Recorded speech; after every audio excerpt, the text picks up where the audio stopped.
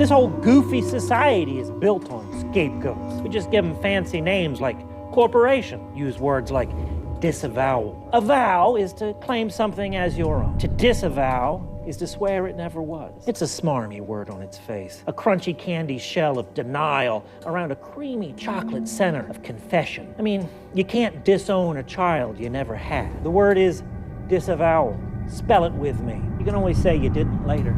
D-I-S-A-V-O-W-A-L. Disavowal. Nowadays, we're a little more sophisticated when it comes to weaseling out of our debts and transgressions. We use corporations, these conjurings of the law, summoned by paperwork. At first, they were dreamed up to help society, to build a bridge, a levee, a dam, to enslave a subcontinent and steal all their tea. You know, stuff that helped everybody. Also, these were limited time offers. A corporation was once formed to drive me out of Pennsylvania, and once I was gone, so was it. But then came the railroads, and they wanted it to last forever. So they bought the judges and they changed the law. Corporations were made immortal, cut free from any duty except to profit.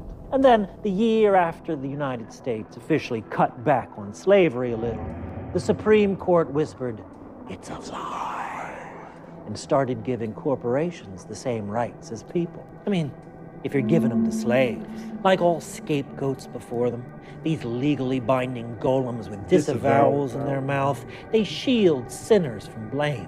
They purify the stockholders, the CEO, the board, so that when the rivers are poisoned and the land is baked and the bodies are stacked, the corporation pays a fine, maybe changes its name and sells itself off.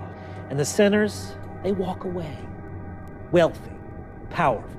Now, I'm not usually one to cheer for an execution, but for unnatural monsters of sufficient evil, exceptions must be made. I'm all about lawfully offing basilisks, Golgothogs, Monsanto, DuPont, Nestle, Boeing, except nothing less. If a corporation calculates to kill, then like all good scapegoats, it needs to go up in flames and disappear.